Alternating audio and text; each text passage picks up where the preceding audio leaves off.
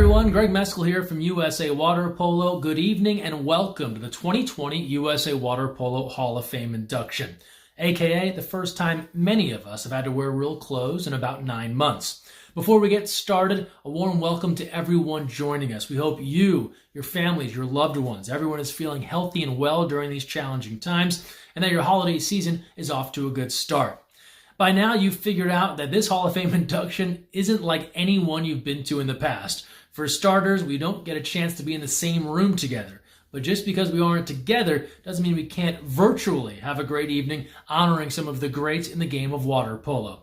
We have a jam-packed schedule ahead. We'll hear from all 5 inductees, plus 5 special guests that will introduce them. We'll look back at their careers and hear from other important members of the water polo community.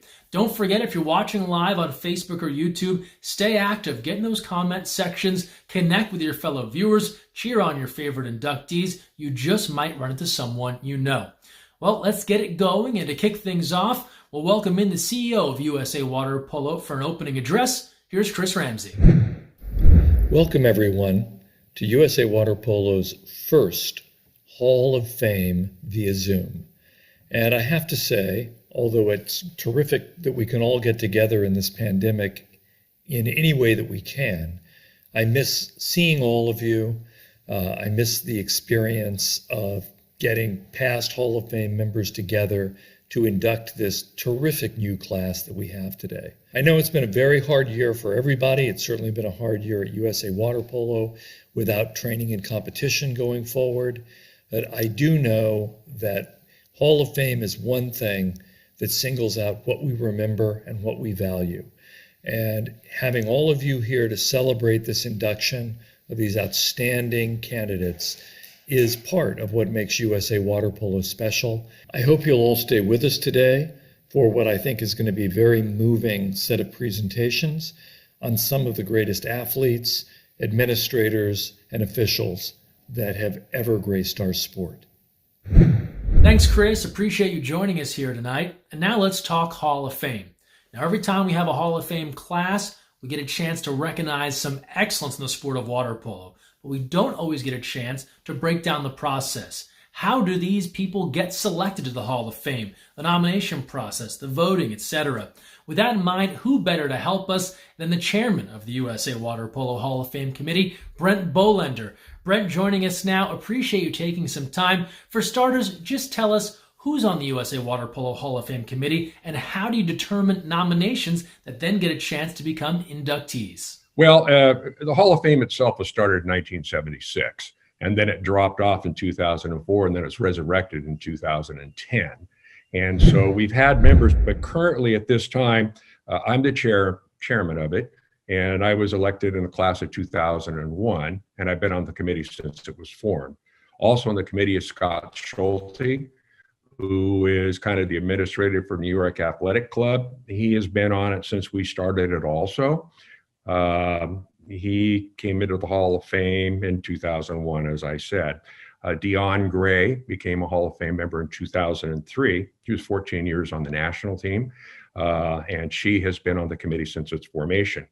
We have Kurt Everest, who's a class of 2004. He came on the committee in 2006, two-time Olympian and also currently the men's coach at Cal. Heather Moody came into the Hall of Fame in 2010. She came on the committee in 2011, the 3-time Olympian and 2-time assistant coach in the Olympics also with the women's team. And then we have Heather Petrie, who is new this year for the committee in 2001.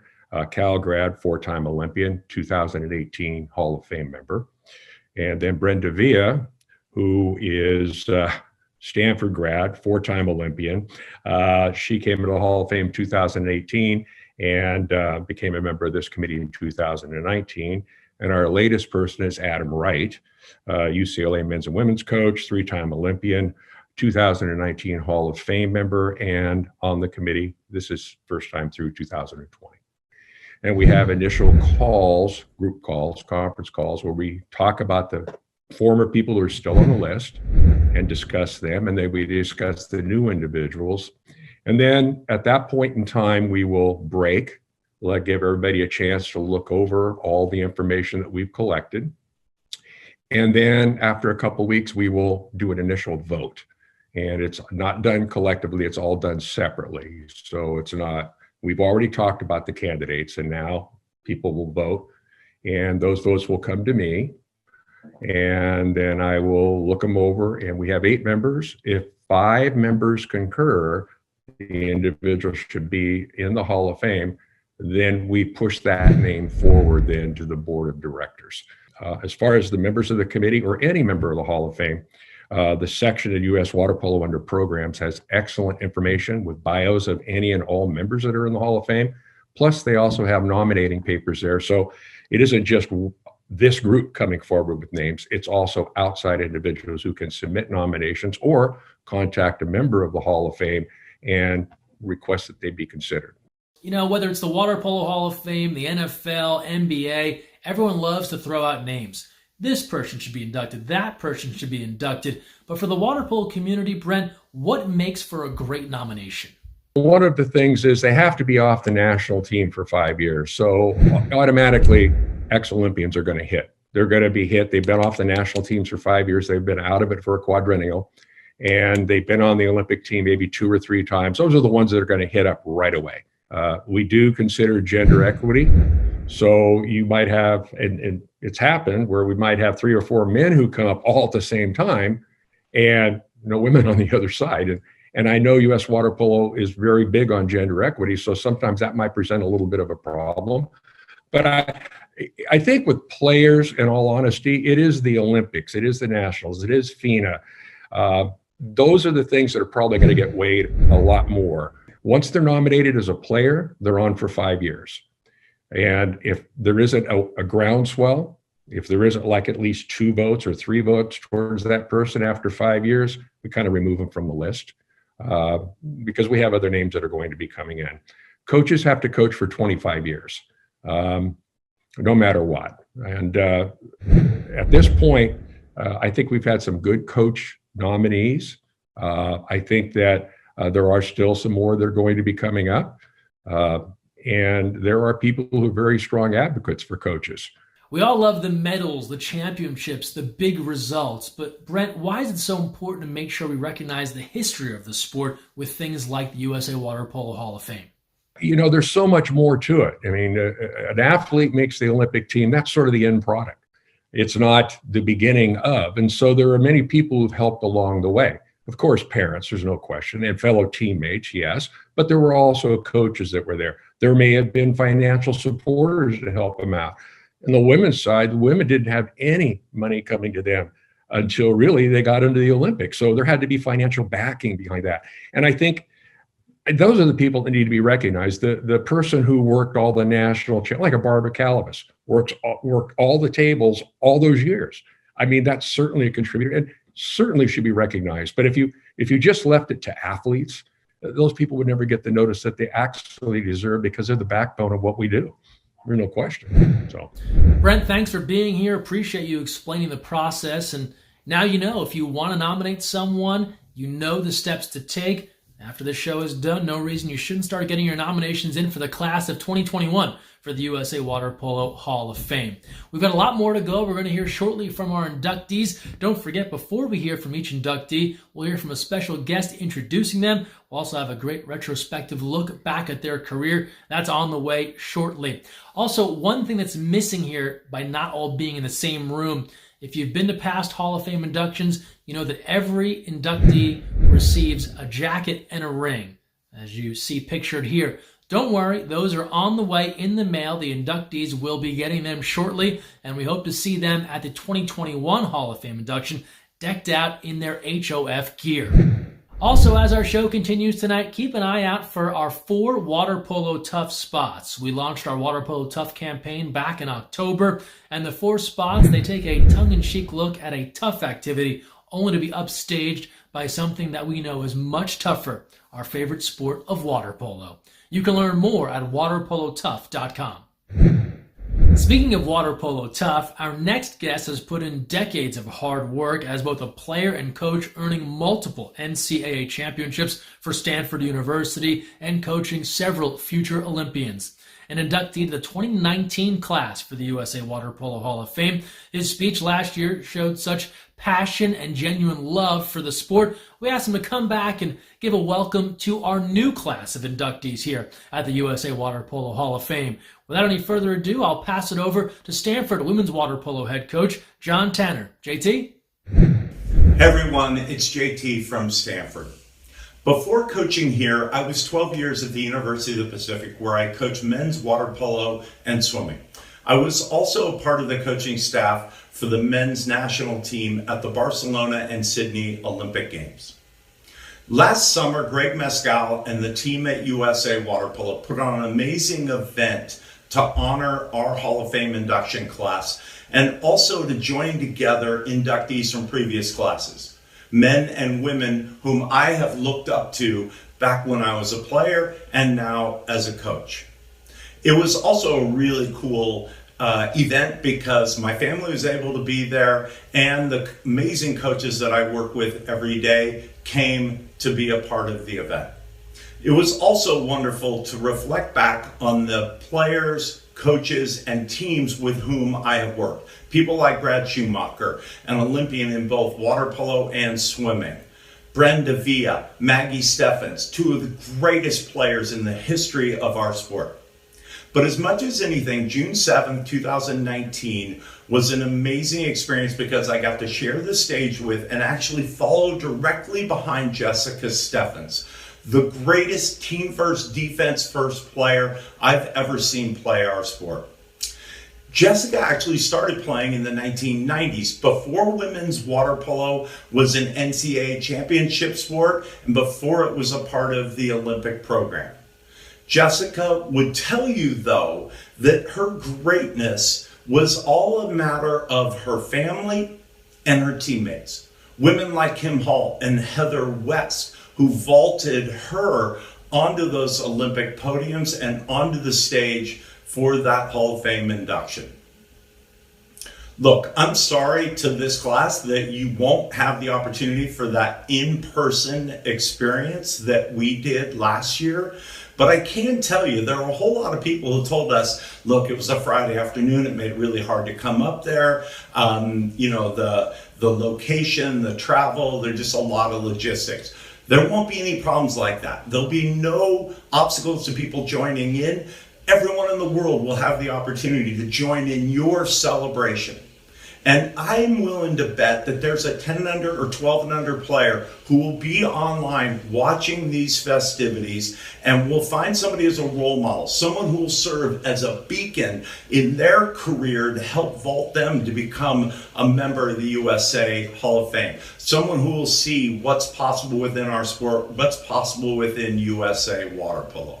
So with that in mind, I want to say huge congratulations to this induction class and all the best to everyone who is online watching today's event. Thanks, JT. Appreciate you joining us tonight. And I think I speak for all of us when I say we're excited for the return of college water polo, men's and women's, as soon as possible. Well, time has arrived, our chance to meet the class of 2020 inducted into the USA Water Polo Hall of Fame.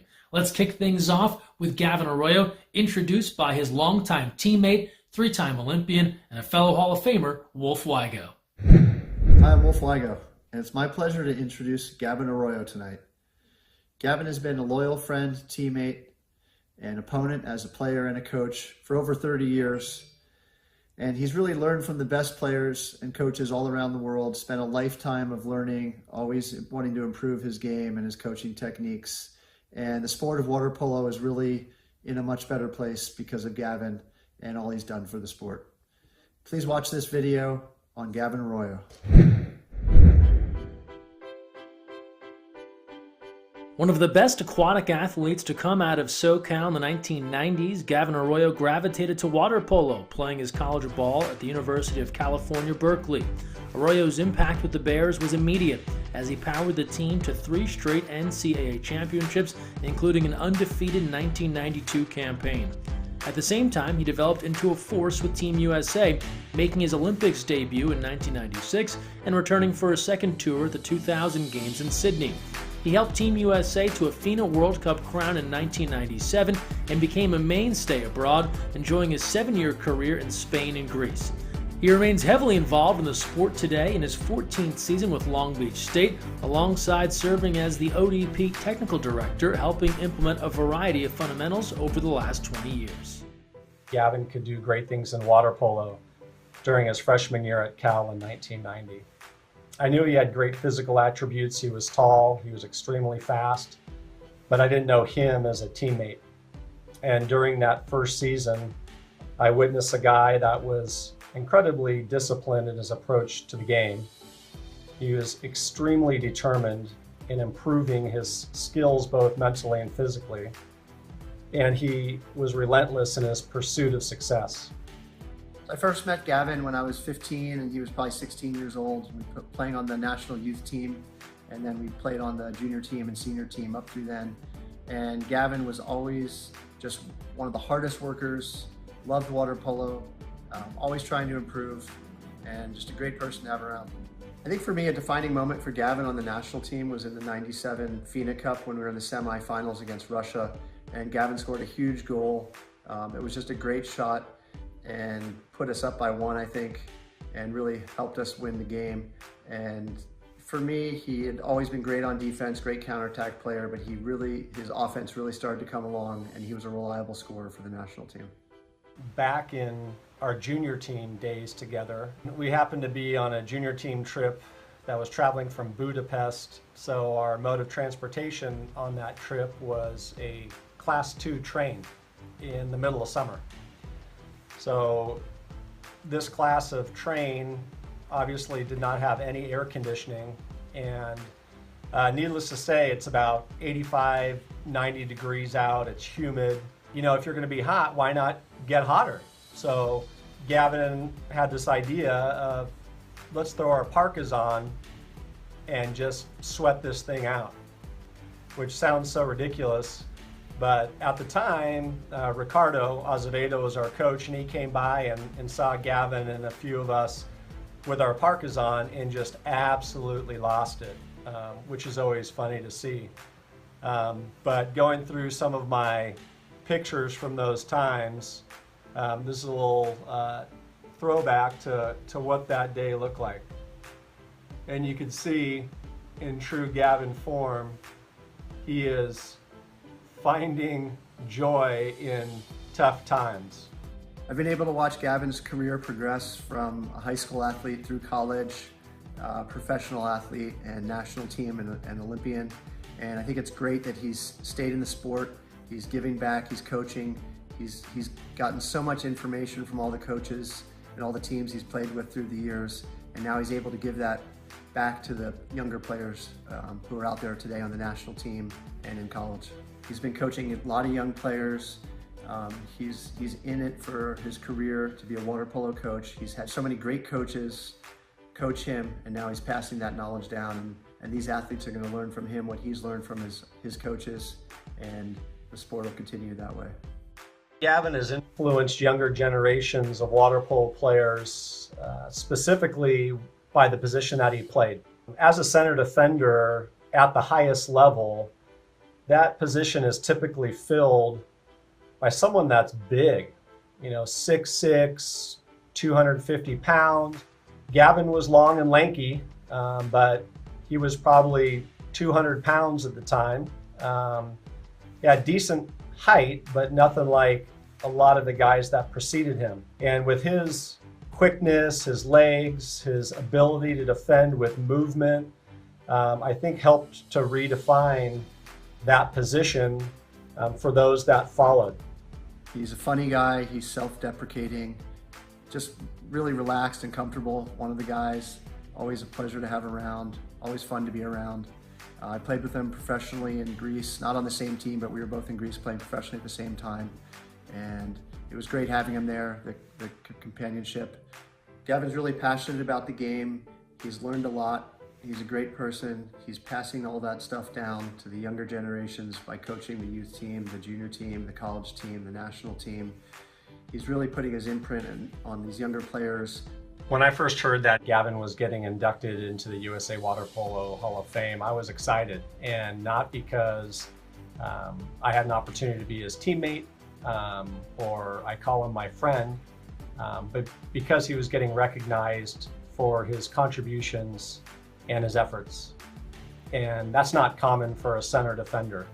But for someone like Gav, who played a position that didn't get a lot of respect, and for him to get recognized for what he did with USA Water Polo and beyond, that should be an indication of just how badass Gavin was.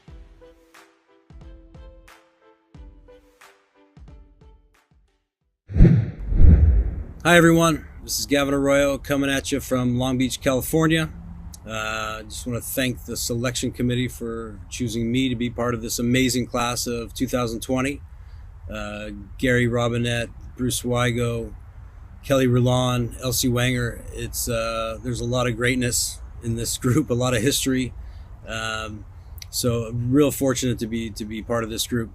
I know a lot of us, this has been a strange year, but look on the bright side, you get to stay at home and relax and watch this with your friends and family. I just wanted to say a couple things. I've been part of this organization in and out for quite some time. You get put in the Hall of Fame because either you're great or sometimes you're just getting old, and maybe I'm somewhere in between, I don't know. But I just want to give a couple ideas on my perspective on program, on the situation that we're in. I'm the ODP technical director, and getting this information out to the coaches and the players, stuff that we've, let's say, knowledge that we've bled for back as players and or things that we thought about as coaches. The avenue and the avenues that we have nowadays to put those into apps and videos and things like that. The program's done a really great job of as far as making that stuff accessible for everybody. Knowledge is power, obviously, and the way that it's been put into teaching apps, I think we're really on a good path.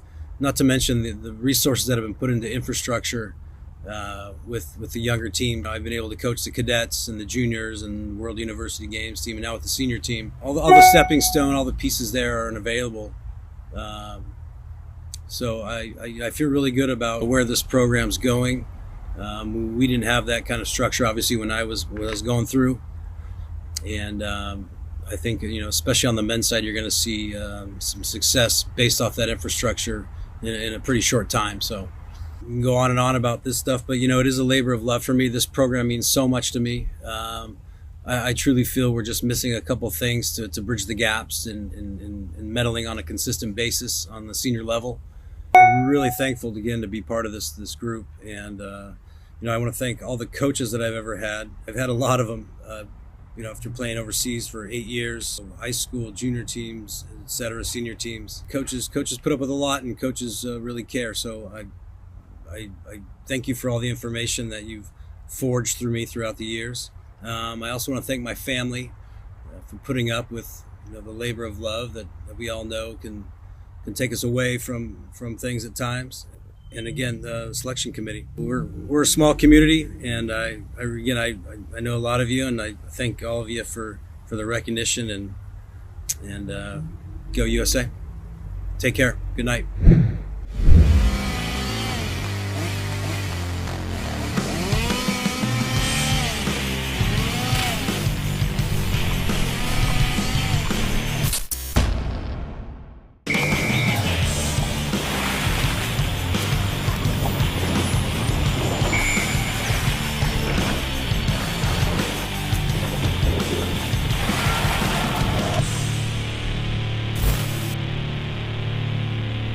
Hey everyone, Adam Krikorian here, doing a video for Kelly Rulon, someone who I coached for about 10 years, 4 of which at UCLA, the rest of the years with the U.S. national team, including the 2012 Olympic Games. One of the greatest athletes, certainly someone who I admire, not just in the water, but probably even more so as a person. So sit back, relax, grab some popcorn, and enjoy this tribute video of the legendary Kelly Rulon. Kelly Rulon made her name on the world water polo stage as a teenager, joining Team USA during her freshman year at UCLA. The 19-year-old Rulon arrived in Athens for the 2004 Olympic Games on the heels of helping UCLA win the 2003 NCAA championship, the first of 4 she would earn. Rulon helped Team USA claim bronze in Greece. The following year was a medal-winning event yet again as she took silver at the FINA World Championships while adding another collegiate title with UCLA. She stepped away from the national team in 2006, but not from water polo. In 2007, Rulon capped her star-studded career in Westwood with another title and Catino Award honors. Not long after, Rulon embarked on an international club career in Italy that saw her become a top player the world over. In 2009, she returned to Team USA, earning gold at the FINA World Championships. After World Cup and Pan American Games crowns, Rulon found redemption from Athens with Olympic gold in 2012 in London. She's remained involved in the sport ever since, coaching age group water polo with Corona Del Mar Aquatics in Southern California. Probably around 1999 on a joint club trip to Greece. We went to Athens, Greece with Long Beach Shore and San Diego Shores. And Kelly was about 15 years old in 1999, and she did a fantastic job playing with the younger girls, 16 and unders, against Wulak Many 16 and unders, and just watching and helping coach the 18 and unders on the same trip. I thought Kelly should be able to play in these games, so I talked to the other coaches from Long Beach, and we decided that Kelly should be able to play with the 18-year-olds. And so Kelly and future Olympic teammate Lauren Wenger did a phenomenal job. And she just did great. She could handle pressure passing, and she could handle the offense and scoring and passing the ball. So I'd say around 1999, Kelly was on her way. Really fortunate to coach her at UCLA. And you know, our success obviously coincided with her journey, and watched her win 4 national championships, and I think become the all-time, when she was there, the all-time leading scorer at UCLA, and then to have the opportunity to coach her on an Olympic level as well. You know, so I've been extremely fortunate to have someone like her in my life as an athlete, but honestly, just as much of a pleasure to have her as a friend and someone who I still really enjoy talking to when I get the opportunity. The 2 biggest things that stand out to me about Kelly would be the love that she brought to our team, and not just the love for playing water polo and bringing the team together, but just her belief in really loving the people around you. And she had this ability to articulate how important it was for us to come together and to care for one another, and how if we could ultimately do that, that was going to be the biggest determining factor in whether or not we were successful. And the other way I would describe her would just be fun. Some of the most fun moments I had were with Kelly. 2008 was a pivotal moment in Kelly's water polo career. Kelly not being named to the 2008 Olympic team was a little bit controversial. A lot of athletes in this position, they would have hung up their cap, retired, and been really thankful for such a great career. But Kelly did the opposite. She followed her heart, and she continued playing all the way until she made the 2012 Olympic team, where her and her teammates won gold in London. This moment defined Kelly as a person of great perseverance, dedication, and showed her true love for the sport of water polo. In 2009, and Adam became the head coach, one of his first calls was to Kelly, and one of her first calls was to me, saying that she's ready to come back and come out of national team retirement and try and help, lead the national team to a 2012 gold medal in London, which proudly I'm able to say that she showed wherewithal to come back and actually win the gold medal. She had the unique ability to be able to question my approach, but she never did it in a threatening way. She had this ability to be able to kind of really relate and speak at the same level. It gave some comfort to a young coach that was trying to prove himself, and so that really helped me grow as a coach. And as I've always said, she just brought so much joy.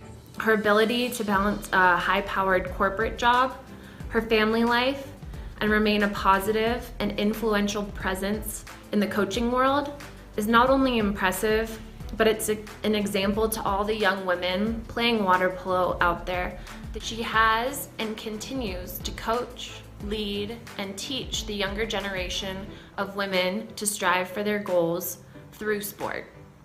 She's the type of coach who wants her players to develop into great people and dependable teammates, all while playing water polo. Undoubtedly, these young players are going to grow up competitive. They're going to grow up caring for their teammates, and they're going to grow up really successful. They're going to grow up freaking good water polo players because she's just so talented. And then, but just the spirit, the importance behind the why of what it is that you're doing is something that she's bringing to the next group, which I think is really beautiful. Kel, Kangaroo, always a pleasure to coach you. It's great to be your friend, and I look forward to every time we do get a chance to talk or I get to see you on a pool deck. Congratulations.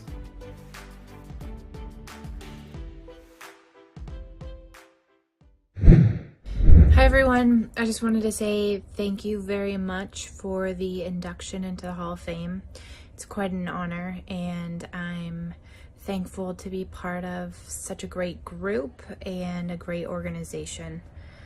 You know, I look back and I think about my first Olympics at 18 in 2004 and then compare it to the Olympics in 2012, and it's amazing to see the progress that the sport has made and the progress that USA Water Polo has made. So I'm forever grateful for all the opportunities and the experiences that I've had. I wouldn't change it for anything. I'd want to thank my parents, because without my parents I wouldn't be where I am today. I wouldn't be the person that I am or the athlete that I was, and they were by me through every step of the way, and their support has been immense in my success. I want to thank Doug Peabody, who helped me become the water polo player that I am. Growing up in San Diego and playing at Shores with him and some great athletes, I think helped mold me to become the athlete that I was. And then Adam, I mean, I think about Adam, gosh, we had a long time together between UCLA in 2002 and then finishing up with the national team in 2013. It's about 11 years of spending a lot of time together, and I couldn't have done it without you, Adam. You're special, you're unique. The way you inspire and the way you motivate is something like no other, and it's obvious with the success that you've had with the program, but it was so beneficial to who I was as a player and to the players around me. You know, I think that you bring out the best, and it was a pleasure coming to practice every day and competing for you. So thank you. And last but not least, all of my teammates that I've had throughout the years. I've had some amazing women from 17 years old to 35 years old and beyond. I mean, I think all of the women that I've played with have inspired me in one way or the other, and I couldn't do it without them, without their commitment to team and their dedication to making every day their masterpiece. My success was determined based on their success, so thank you. And thank you, USA Water Polo, for supporting me and supporting all of the athletes on this journey. It's been one heck of the ride. All right, thanks so much. Which one? Yellow? Yellow. Now blue? No, orange. Now blue. Ooh.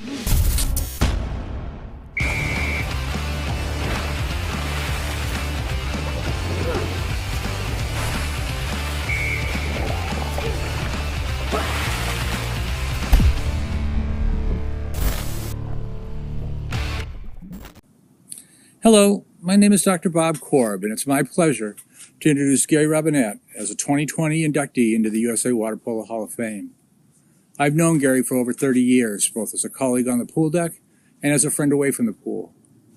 The two qualities I most appreciate about Gary are his commitment to his principles and his passion. For the referees he worked with and the students he taught over the course of an almost 40-year career, those that shared his passion learned lifelong lessons guided by the principles he lives by. As important as teaching and refereeing are to Gary, nothing was more important than his family. When it came down to choosing between his family and water polo, perhaps even an opportunity to officiate in the Olympics, it was a no-brainer for Gary. Family comes first. Perhaps that's why many of his colleagues, myself included, consider him the best water polo referee in the United States who never refereed in the Olympic Games. Now please enjoy this video on the distinguished career of Gary Robinette. A former water polo player at multiple levels, Gary Robinette turned to coaching age group and high school competition before he found his calling in the sport as a referee. A high-level water polo official for more than 25 years, Robinette whistled at high-level international, collegiate, high school, and age group competitions. An administrator at the 1984 and 1996 Olympic Games, Robinette wore the white at the FINA World Cup and Olympic qualification tournament in a career that spanned more than 85 international matches. Domestically, Robinette wore 23 NCAA men's and women's championships, including 10 title bouts, alongside 3 U.S. Olympic festivals and 8 Junior Olympics championships.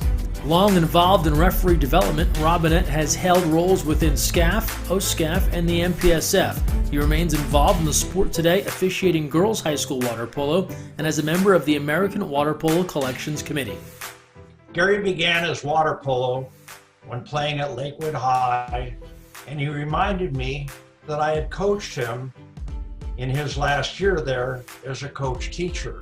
He was then coached by Ken Hamdorf. Then off to Long Beach City College he went, and he played for Monty Nitzkowski. Gary obviously was a sponge, as he soaked up all the knowledge a young man could have at that time.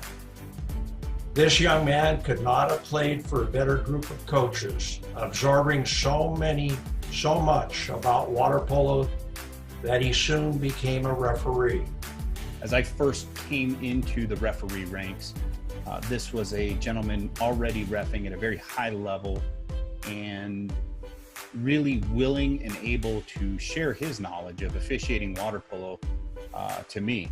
And one of the things that was just so amazing is that Gary was a man of integrity and a man that you knew exactly what you were going to get every single time with him.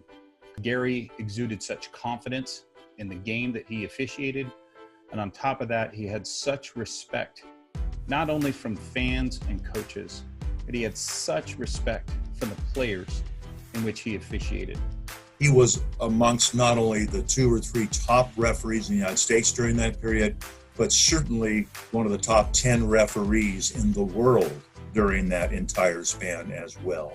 He did nearly 100 international matches, did a number of international competitions, World Championships, FINA Cups. I will say that I think Gary should be on the face of U.S. water polo referees, that the Mount Rushmore of faces. He's had that great an impact as a referee. He really did carry the torch from the early to mid 1980s all the way through the end of the 2000s and early 2010s before he left officiating and helped with the Mountain Pacific Sports Federation, MPSF. Gary was one of the few successful referees that truly exuded priorities that were really magnificent, and it really struck with me. I called him Uncle Gary, and we spent a lot of time together. And one of the biggest things that you will never know about Gary is the family man that he is, the amazing father that he is, and the fantastic husband that he is. Just a few years before Gary retired, we decided to take a road trip for the MPSF NorCal tournament, and we decided to drive there together. I learned a lot about an individual that I actually thought I knew a lot about, but the passion for his family, the passion and pride he had in his boys, and the successful men that they were becoming, and how he spoke of them. And it was amazing because he took that same pride into the sport of water polo. Gary was a focused individual, always appeared to be stern, but he was a fun-loving person at heart. On the pool deck, it was all business. Off the pool deck, it was fun, be it talk about the Dodgers, talk about family, his wife Susan and his two sons. They are the most important things to him. He's one of the best referees of his generation, both in the United States and internationally, and will always be recognized as such. He always has the drops of wisdom that will get you, as we call the little robinettes of wisdom that are so fantastic. And even to this day, I will always cherish the ones that I have. I have a pin here from IA, the International Association of International Arbiters, and I got this thing a whole bunch of years ago. Obviously, I'm getting freaking old. And when we meet again, I want you to have this pin and kind of wear it, have a good memory. Mahalo and keep paddling, my friend, old ref Tom.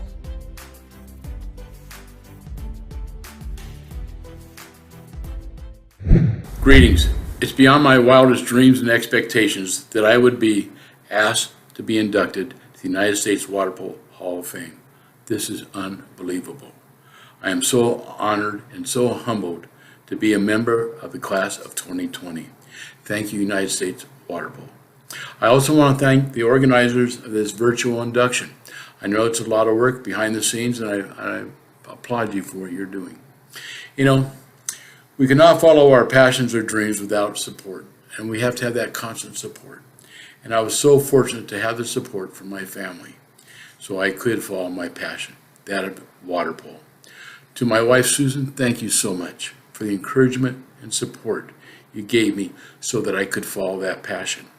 And to my sons, Grant and Matthew, I know I was absent from a lot of activities that you had. I was either at scrimmages, games, trips, or maybe at a meeting. Thank you for your support and understanding. You know, we all need mentors in our life, all aspects of our life. And when I was starting to learn the game of water polo through playing, I had some great mentors as coaches. Howie Clark at age group, Ken Hamdorf in high school, and Maya Niskowski at Long Beach City College. And then after coaching for a while, I decided to go into officiating. I know I needed mentors. I'd have mentors to help me develop the game from a different perspective. And I was very fortunate to have these mentors locally and nearby. I needed that deeper knowledge of the game. How do you apply the rules to the spirit of the game? This came out of discussions I had with them, games I watched them do, games that I did with them, practices I did with them, and I'm so thankful for these three men. Tom Hermstead, the late Terry Sayring, and Bill Frady. Thank you guys for everything you've done for me. Encouragement also came from within my own ranks of refereeing. You know, as we were coming up to the ranks, we would work together. Brett Bernard, Andy Takata, Aaron Cheney, and Greg Boyer. Rick Curry, Bob Korb, and Steve Rotzart. We developed such a camaraderie. It was unbelievable. I looked forward to working with these guys. We were striving to do our best in every single game. Each and every game, helping each other out and talking and trying to make each other improve. Then, I also know I needed another perspective if I wanted to go to the national and international level. I needed to learn the rules, intrinsic tactics of the game. I was lucky enough again to find these mentors. I found them in the late coaches of Ken, Monty, Bill, and Ted.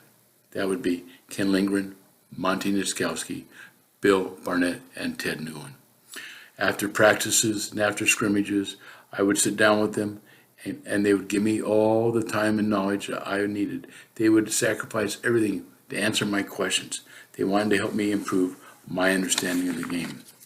U.S. Water Polo gave me some great opportunities to travel domestically and abroad, to officiate some of the best water polo players, the best teams with the best officials.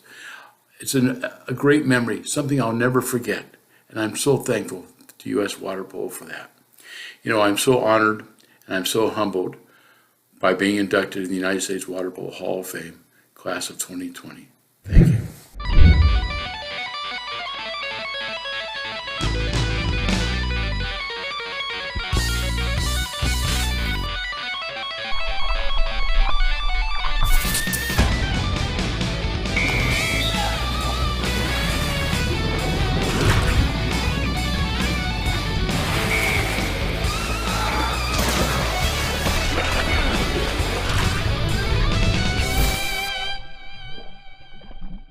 Hi, this is Cammie Craig, and I have the pleasure of introducing good friend, teammate, and USA Water Polo inductee, Elsie Wines. Elsie served as a silent strength on our team. It was rare to hear a complaint out of Elsie. As a defender, Elsie was consistent, resilient, had an endurance that just never stopped. She always kept going. She was a teammate you could trust the job was going to get done when she was in the water. She was also known for an incredible poker face. She never, ever, ever broke. To one of my longest teammates, actually my longest teammate, I'm incredibly proud of you. You're so deserving to be a part of the Hall of Fame family. I love you, and without further ado, please enjoy Elsie's video. In a sport long dominated by California athletes, Elsie Wines put Oregon women's water polo on the map at the Olympic level. Hailing from Portland, Elsie followed in the water polo footsteps of her father Doug and sister Lucy. She was a dominant player in the age group ranks in Oregon, claiming a high school championship at Beaverton while competing on the club scene with Tualatin Hills. Discovered by USA Water Polo national team staff during a 1997 clinic, she went on to become a 3-time All-America selection at Cal Berkeley and more recently a Cal Hall of Fame inductee. She joined the national team in 2006 with her sights set on the Olympic Games. An integral piece of Team USA's staunch defense, Elsie helped Team USA to an undefeated 2007 campaign and a FINA World Championships. Wines made her Olympic debut in 2008 as Team USA claimed silver in Beijing before adding another World Championship title the following summer. The wins continued for Wines with a historic FINA World Cup title in the summer of 2010. Wines' Team USA career culminated in London in 2012 with gold as Team USA earned their first Olympic crown in program history. I remember when she first started, the very first practice, they were doing this relay where they were going back and forth, carrying, doing egg beater with a chair over their head. And here she's this little skinny thing and trying to go across the pool, and she kept going further and further underwater, and I was ready to leap over the railing to save her. A lot of coaches had said that she was a quick learner, and that was one of the attributes that really sort of set her apart, is that they would tell her something once and she'd have it. I think that carried her a long ways. Within the first couple workouts, I knew that Elsie was something special. She had the size, the speed, she had the right attitude, always wanting to learn. The mindset of someone who is willing to work for what she wants, and most important, Elsie had the talent. When I first met her, she was about 14 years old. It didn't take long to see Elsie was special. She loved to play water polo, and every day she came to practice with a big smile on her face, ready to learn and give 100%. I think one of the most important attributes was her respect she had for her coaches. She would listen to what you had to say faithfully and try to execute it, even if she was having very little success. Elsie never gave up and was always up for the challenge and willing to try something new. Seeing her on the younger level national teams and in our pipeline and kind of recruiting her and watching her, you always wondered, who's this kid from Oregon? Is she any good? Can she hang with the rest of these California kids? And the answer was very obvious once you saw her play. It was that she's extremely talented and had the skill set, and once you got to know her, you certainly realized that she had everything else. Not just the physical attributes, but also the mental attributes and the mental toughness to be able to kind of go through this journey to one day make an Olympic team. I stayed in touch with Elsie through emails.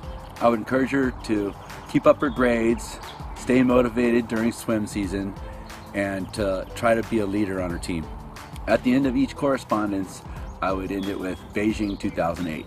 I had 100% confidence that she would be an Olympian, but believing you can be the first water polo Olympian from Oregon could be a challenge. So I thought she just needed to see it in writing. Beijing 2008. Being in Portland and her playing water polo down in California, you know, it was a phone call, and so it was, you know, she was totally excited and, you know, really, you know, practically screaming into the phone, "Yeah, I'm gonna make the team." Second time, we were up in Portland, and so we had a message on our answering machine, you know, and I remember the London one, I just remember, "I'm going to London," she said, and we still have it on our phone. What separated her, other than just her work ethic from everyone else, was just her consistency. One of the most important things when you're talking about building a team and a strong unit, and having people on your team that are able to handle adversity, is you want people you can trust. And Elsie brought that consistency day in and day out. We knew exactly what we were going to get out of Elsie, and that gave us some confidence, that gave us some comfort, and that consistency was a huge reason for our success. Elsie thrives on challenges, and her commitment to the process and her faith in all her coaches every step of the way brought out the best in her and those who had the opportunity to work with her. She truly appreciates those who have contributed in some small way to her success. That's Elsie, and that's a testament to her values, and I think that's what makes Elsie a Hall of Fame person. I feel like she feels like she can handle anything. She has 3 children now, and I go over there and I'm amazed at how poised she is and calm and just able to handle any situation. I just feel like she feels like, I did the Olympics, I did all that training, I can do anything. She was very determined. She worked super hard throughout her whole career, and but we're just super proud of her. She really worked hard. She's dedicated. We're just thrilled that all your hard work paid off, and we love you. Yeah.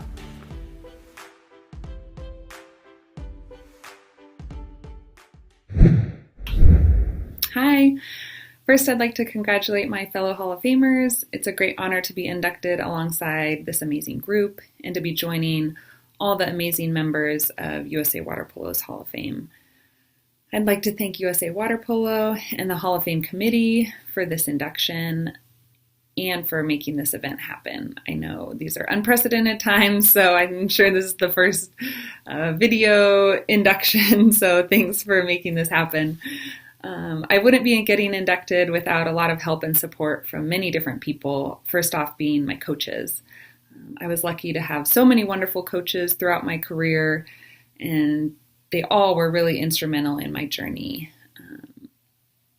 I just feel blessed that I had so many wonderful mentors and encouragers throughout my time playing water polo. Next, I'd like to thank my teammates. Water polo blessed me with so many great teammates, and I wouldn't be getting inducted without them. They pushed me, made me a better player, and really became lifelong friends along the way. I'll always cherish all the adventures and amazing accomplishments that we had. Next, I'd like to thank my family. First, my sisters, Lucy and Jane. Thank you for all your love and support and being my role models. And then Lucy, thank you for getting me back in the water. It had been 7 years and 3 kids later, and she helped get me into a master's scrimmage earlier this year, so thank you. And then to my mom and dad, thank you so much for all your love and support and everything you sacrificed throughout my career, to let me follow my dreams. Being a parent now, I really appreciate everything that you did for me, so thank you. And then lastly, to my husband and kids, Ian, thank you for sticking with me and supporting me through 2 Olympics and 2 years playing abroad. You know, those early years really helped build our marriage and set the foundation for our family. And then to my children, Fairly, Wyatt, and Barrett, I can't wait for you to play water polo or at least try it, and to find whatever sport or path you choose. And I just hope that you get as much enjoyment and life lessons that I did from water polo. So thank you. Thank you, USA Water Polo, and thank you for this induction. It's truly an honor.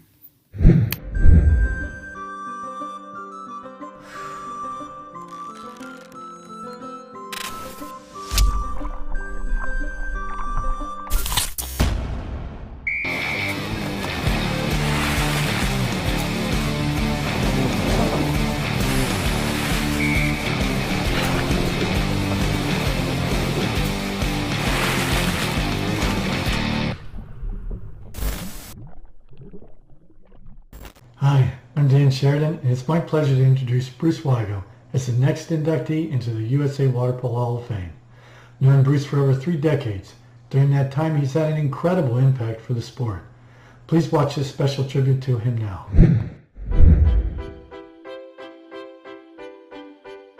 Bruce Wygo's involvement and impact on water polo in the U.S. is so extensive it's hard to summarize. Stretching more than 50 years and involving a countless number of projects and initiatives, Wygo simply was all about pushing water polo forward.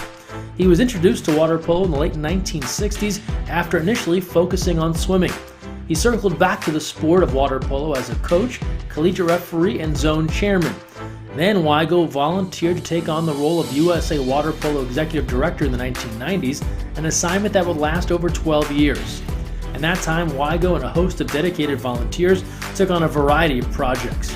He played a key part in a new training facility for Team USA in Los Alamitos, helped identify coaching staffs for the senior national teams, while also looking to boost membership. He assisted in sport education and sport growth, including the efforts to see women's water polo included in the Olympic Games, which occurred in the year 2000. He hasn't strayed far from the sport or the aquatics world, serving as CEO of the International Swimming Hall of Fame for a dozen years, and more recently working as a consultant to various aquatic-related organizations and museums. My dad was always very passionate about water polo, whether it was when he was a referee or a coach or running U.S. Water Polo. He always gave it his all and really lived it. He slept at the office a lot and just did so many things over the top that you couldn't imagine. There are few people that can see the future the way that visionaries can, and you are exactly one of those. And your impact is significant because of that talent. A good example is what you did with the Collegiate Development Program. You committed the organization's resources at a time where there wasn't a lot of it to making sure that we were going to grow the number of institutions. Now, at the same time, you were a huge champion for women's athletics. And so you saw the ability to kind of couple saving the men's championship with growing the sport on the women's level. When you took over, women's water polo on the varsity level was basically non-existent. There were only a handful of programs nationwide, and beyond that, there was no NCAA championship. So you put some resources behind us, you created this program, and the results are just amazing. We were able, with Bruce's assistance, to grow women's water polo internationally, so that in 2000, when Bruce was still our executive director, it became a international championship at the Olympics. Sydney was the first women's Olympic championship, and Bruce was there as our executive director for that. Now, it would not have been an Olympic sport when it became such, or an NCAA sport without Bruce. Only the administrator and manager himself, but he led an organization with a clear vision of development in all segments, organizational, technical, and professional.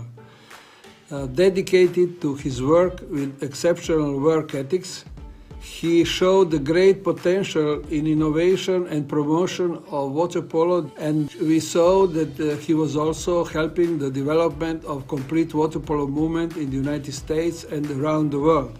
Bruce was a visionary. He looked to the future.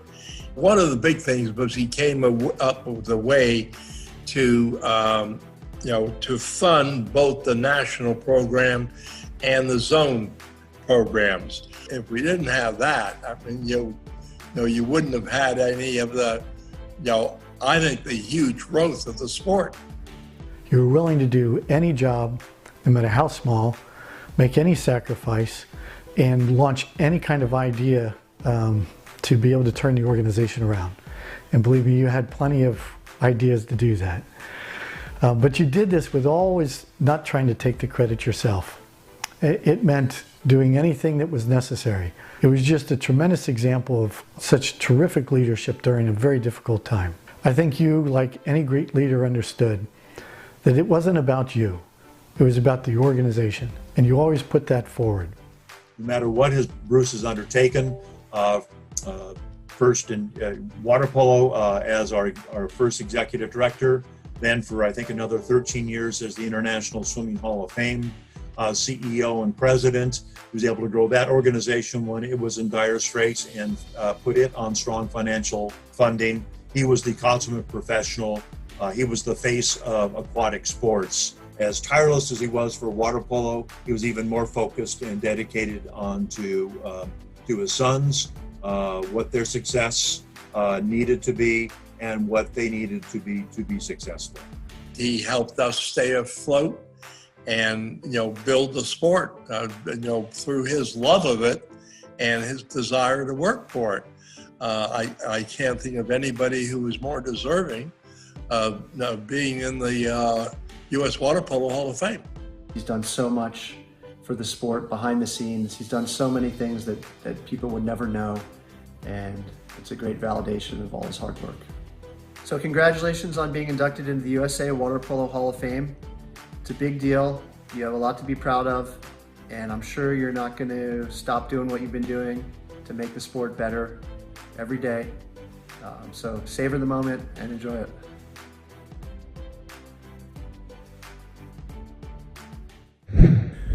Good evening. I'd like to begin my remarks by thanking Brent Bolander and the selection committee for this honor, and I'd also like to congratulate the other members of the class of 2020.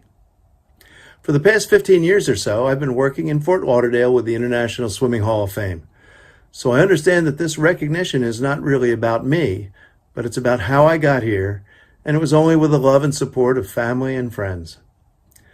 First of all, I never would have been involved in water polo if it hadn't been for Paul Barron, who introduced me to the sport in Philadelphia back in 1962. And then, in 1978, I joined the incredible New York Athletic Club. Having a young son at the time, I was asked to help coach the swimming and water polo program in the Saturday morning kids program. This led me to meet Charlie Schroeder and Frank Mormon, who enamored me with the history of our sport, and who, along with Scott Schulte, Lou Gioia, the Judge brothers, Tommy Lynch, Charlie and Billy Harris, Don McQuaid, and many others, welcomed me into the water polo family and urged me to give back by becoming a referee and joining USA Water Polo. This led me back to Paul Barron and meeting Mike Schofield, Dan Sheridan, Ed Reed, Carl Quigley, and Doc Hunkler, all legends, and eventually becoming the zone chairman. Then in 1991, I got a call from Rich Foster, asking me if I could help out a troubled organization who at the time had no money. The timing was perfect, as I had just relocated my family to Fort Lauderdale, and I figured I could afford 6 months of a working vacation, which turned out to be 13 great years, during which I acquired many more mentors and great friends. And I'd like to remember just a few whose memory I cherish to this day, who are no longer with us, starting with Dr. Barbara Calbus, Andy Burke, Dennis Fosdick, Terry Saring, Bob Helmick, Bill Barnett, Bob Horn, Monty Nitzkowski, Newland, Pete Catino, and Steve Heaston. And some whose company I do miss greatly, starting with Rich Foster, Brett Bernard, Andy Takata, Bill Frady, Dante, the Spragues, Rich Corso, John Vargas, Sandy Nita, Guy Baker, and of course Ratko. And then there was the staff I had the pleasure of working with. USA Water Polo was a different type of organization back then. Most of the work was done by volunteers who worked with our tiny staff consisting of Mary Ann Reinhardt, Angie Birchler, Eileen Sexton, Kyle Utsumi, and Dan Sheridan. But we got a lot done, and we had some fun doing it. I'd also like to thank all the players I met along the way. Not just the stars of our Olympic and national teams like Mo and Brenda and Terry and Jody and Craig, but the kids my children got to compete with and against over the years. Especially Brad Schumacher, who shared Wolf's far-fetched, seemingly impossible dream of getting to the Olympic Games by way of the East Coast. Lastly, there's my family, who all fell in love with this game from my parents to my kids, and had so much fun in and out of the water with the friends that they made. Especially my wife Janet, who supported us throughout our water polo adventures by attending all the kids' games and who tirelessly catered meals for teams visiting from all over the world, who slept in Naval Academy bunks, in cars, in tents, and who entertained foreign dignitaries in our home and chaperoned as many as 35 kids on our club trips to Europe and throughout the United States. Well, I see my 3 minutes is up, and before I leave you, I'd like to share with you my favorite video, and hope water polo brings as many friends and as much joy and happiness into your life as it has brought into mine. Thank you, and good night. Ready? Red team ready? White team ready? Jack on the bottom, they spin. Jansen's on top. Jack's face, big fly, Jansen's elbow. Jack on top. Jansen's looking for the foot. Jack, what's the score here? Ooh, so much harder. No one's seeming to gain an advantage. There's 10 seconds left in the quarter. Jack's starting to pull away. Can you do it? Use his strength. Can he use his strength? Go Jack. What a great way to end our program, with a clip showing the true joy that water polo can bring. Again, a big virtual round of applause to all 5 of our inductees: Gavin Arroyo, Kelly Rulon, Gary Robinette, Elsie Wines, and Bruce Wygo. We look forward to seeing all 5 of you in person next year at the 2021 USA Water Polo Hall of Fame, where we can honor you there as well. To our audience tonight, thanks so much for joining us. Appreciate you being here, and to the water polo community at large. We appreciate your support here in 2020. We can't wait to see all of you back on a pool deck very soon in the new year. In the meantime, we hope everyone stays healthy and well, has a great holiday season, and a happy new year. Greg Meskel saying thanks for joining us. Have a great evening.